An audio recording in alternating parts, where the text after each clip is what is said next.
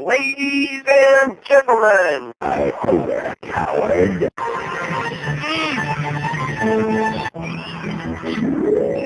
You are now listening to Retro Radio.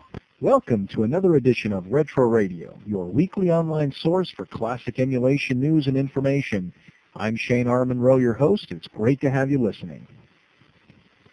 This week we take a look at the emulator Rain, look at a kick-ass game for the C64 called Realms of Impossibility, and finally I share another classic tale from the Shane R. Monroe arcade archives entitled You Don't Get Nothing for Free, a Pac-Man Tale of Woe.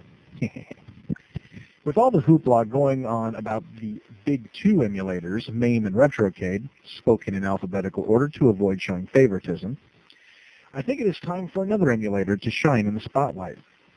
This week, Rain, the DOS-based Rainbow Islands emulator that emulates a hell of a lot more than just Rainbow Islands. In fact, about 60 games are emulated, mostly 68,000 CPU-based games. Many are not found in the big two emulators, so this makes Rain worth a look. The super-fast Starscream 68,000 engine from Neil Corlett is damn fast, and with the latest release, many games now have sound. Also released, there's a speed-up of Tato F3 games, and Arkanoid Returns actually plays faster than Arkanoid does in MAME. So what does Rain offer the emulation user? Well, let me tell you what got me into Rain. Since most of the games are 68,000 based, they're a little more modern. I know what you're saying, but Shane, you don't like modern arcade games. But there are a handful that I did indeed play before leaving the arcades. The main game in Rain for me, Ninja Warriors. Now, for those of you that might have missed Ninja Warriors in the arcade, let me tell you about it. First, it was damn big. The top portion is 33 inches deep by 33.5 inches wide, and the entire cabinet is 72 inches tall. There are 3 screens melded together horizontally providing the play field. And you can read this as you need to play this game in the emulator in very high res mode, at least 800 by 600.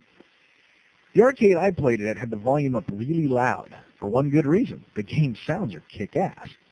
The game is basically a horizontal scroller, up to 2 players cooperative.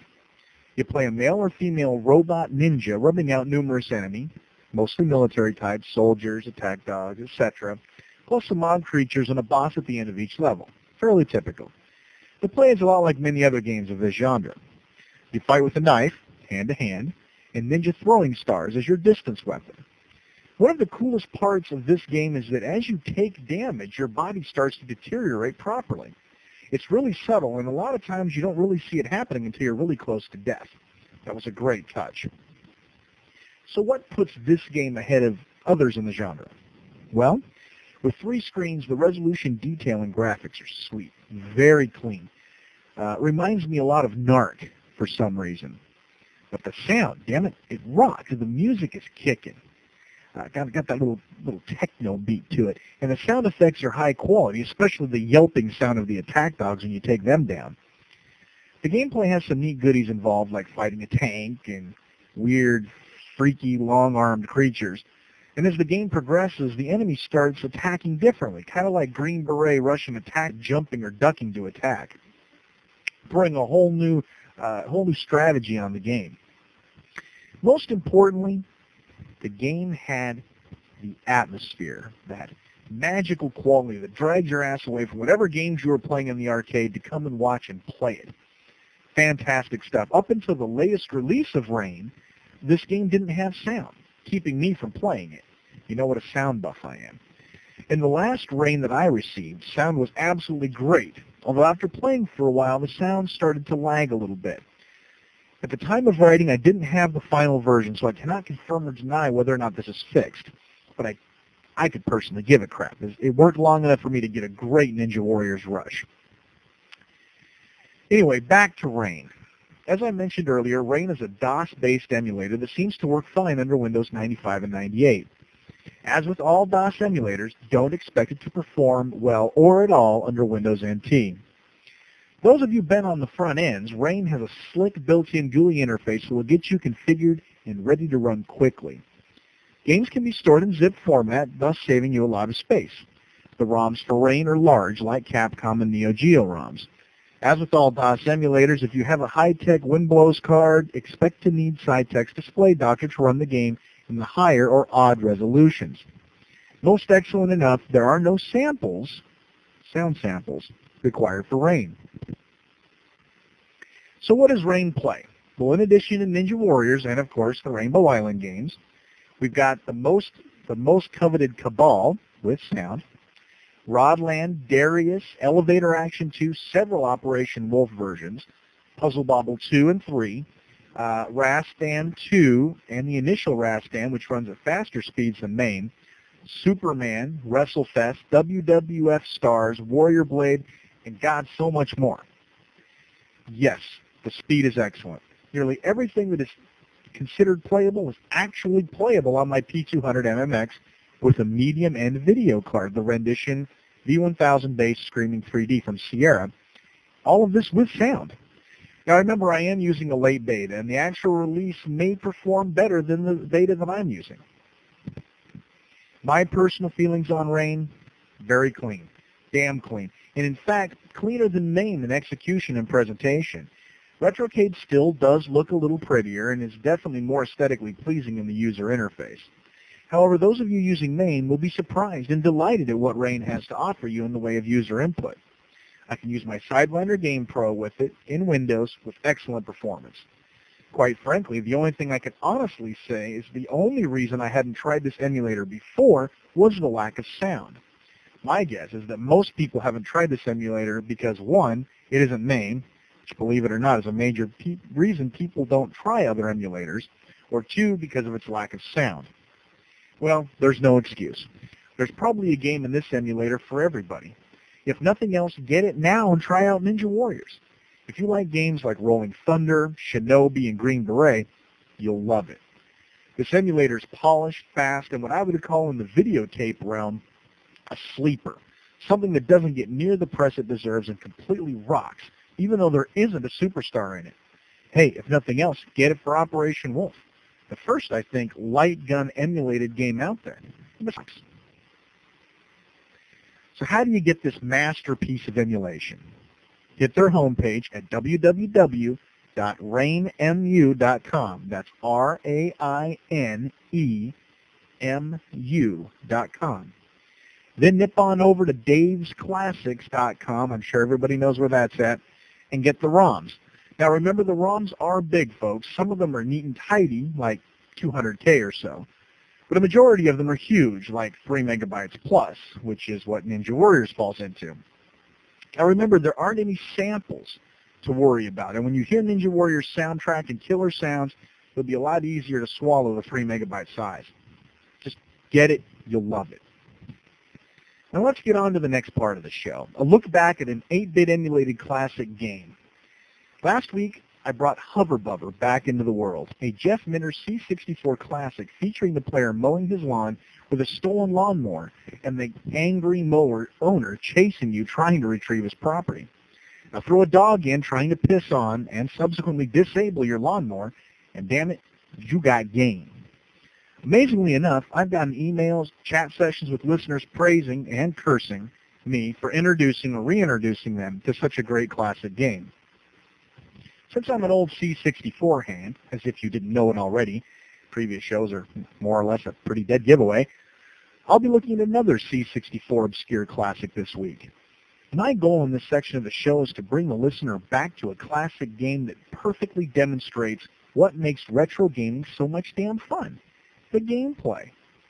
Play without the flash of full-motion video cutscenes, without tri-filtering, anti-aliasing 16 megabyte texture memory, and without throwing the player back into the same old game with the same old engine, with the same old plot, with the same old weapons. This week we look at the classic Realms of Impossibility, one of the early Electronic Arts games before they started cloning a dozen sport games every year. As with most 8-bit games, Realms of Impossibility was available for a multitude of platforms, including Atari, C64, and Apple II. But as usual with the C64's incredible VIC-2 video chip and SID sound chip, this game was wicked gnarly on the C64. Realms of Impossibility could best be summed up as one of the earliest examples of the arcade RPG, which Legends of Zelda for the Nintendo turned into a multi-million-dollar industry. Realms of Impossibility also brought forth one of the first isometric view games, which is probably most popularly brought forth in Diablo. Unlike its modern-day cousins, Realms of Impossibility worked more like Zelda. The rooms or areas didn't scroll with you per se. You moved to the edge of the room and it would smoothly shift completely to the next room before you could continue. The gameplay overall was pretty simple. Select a level with really cool names. Some had to be unlocked from other levels, and retrieve a key from somewhere on that level and get back out. Sure, monsters galore. Spiders, snakes, zombies, all the basic nasties. Treacheries abound, bridges, ladders, areas you can't see yourself, lava, and much more. In your quest, you don't have a weapon per se. Rather, you gather spells to cast to help you out. Spells like freeze, confuse, protect. As you're touched by creatures, your hit points dwindle away. Faster, of course, with the nastier creatures. And when you're out of hit points, you're dead. Period. The levels are very thought out. Some of them even maybe being a bit too evil. In other words, some levels are difficult to figure out. Just finding the key itself is a pain in the ass. Zelda people should really like this game. One of Realms of Impossibility's biggest strengths is that of multiplayer. With all the talk of multiplayer death matches in today's gaming, I think the world forgot about multiplayer cooperation games like Realms of Impossibility. Most modern games that demonstrate the power of good cooperative play are games like 1943 and Gauntlet. Sure, you're working towards the same goal, but heaven forbid you leak some goodies away from your buddies. With 1943, you could actually save your friend's ass by sharing your energy between the both of you by sitting on top of each other for a second or two, splitting the energy between you. Now, games that you work together and can actually help each other in the time of crisis, other than covering each other's back, are far and few between. Hell, I can't even think of another game other than 1943 and Realms of Impossibility where you could actually save each other like that. In Realms of Impossibility, you and the other player cooperatively get the key. Wait, I know. The clever people in the audience are thinking, but wait. If you got to move to the edge of the screen to move to the next one, what happens to the other player when the other player leaves the screen? That's the best part. You both have to push against the edge of the screen at the same time. Yep, you got it. You being dexterous and stealthy make it to the edge of the screen quick. But your Neo Geo game-playing buddy is getting his ass eaten alive in the corner trying to snag the spell scroll.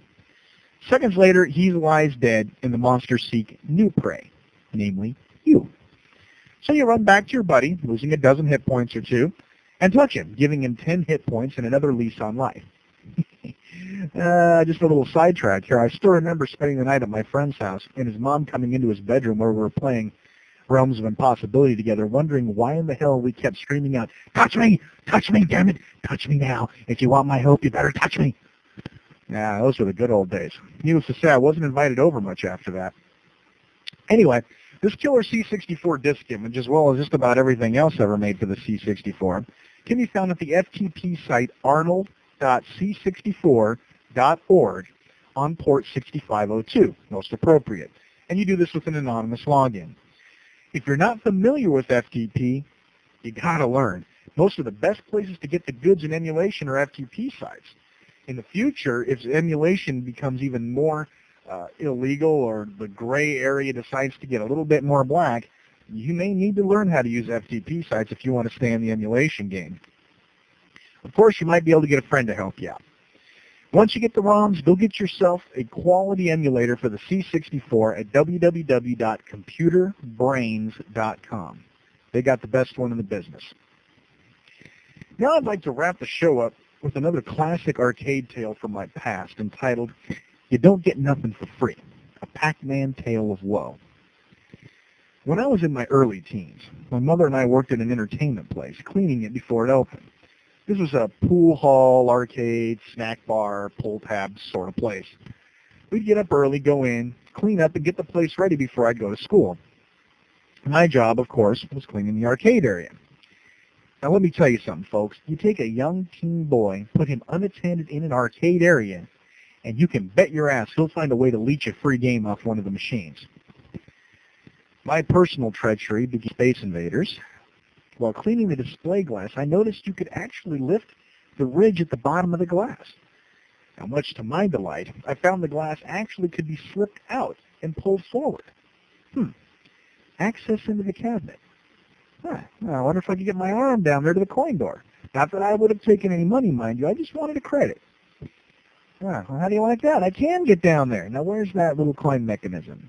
Bing, click, credit, click, click, click, click, click, click. So naturally, I played a buttload of Space Invaders. Soon I began to wonder about other games, which rotated through, and eventually Space Invaders left. Well, then Pac-Man showed up. I started putting a couple of quarters a week in it. Hey, it wasn't my favorite game, but at the time, it was Vogue, even before people knew what Vogue was. One day a quarter got stuck, and I smacked the coin door. Coin return, busted, of course. The damn quarter wouldn't come out, so I smacked around the door in different places trying to dislodge the coin.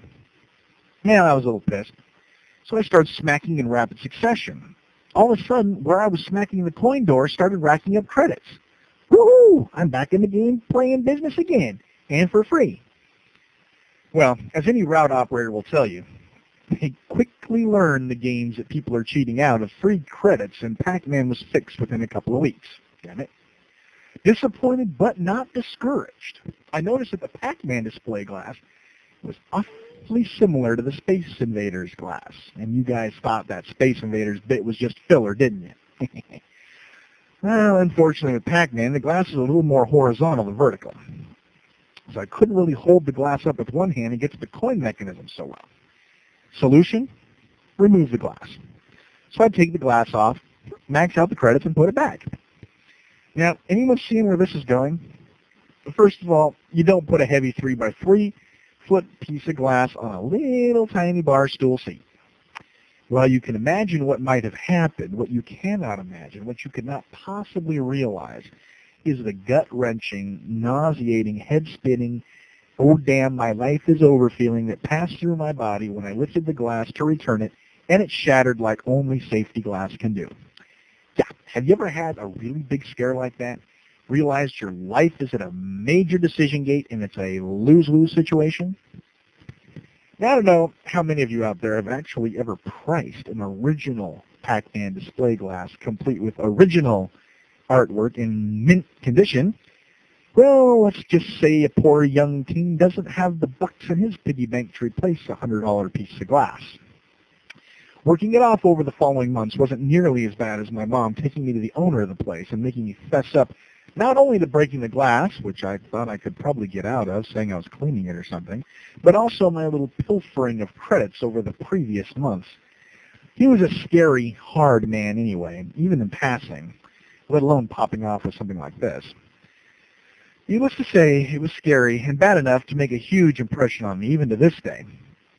And I'd like to really thank all of you for sharing with me this little slice of life, and I hope it was at least a bit entertaining. And for the younger viewers, a good lesson.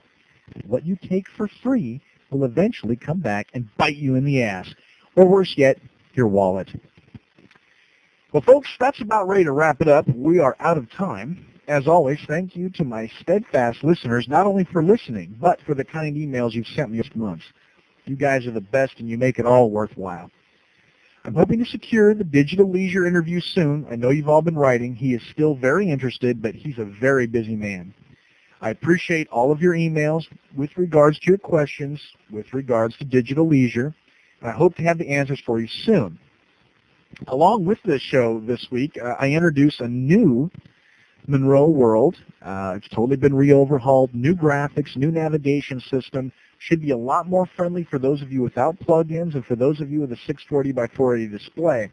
I'd really appreciate any feedback you had on it. Hopefully it will also solve a couple of the JavaScript problems that people were having with the page. Anyway, until next week, my name is Shane R. Monroe from www.monroeworld.com. Until next week, keep it retro.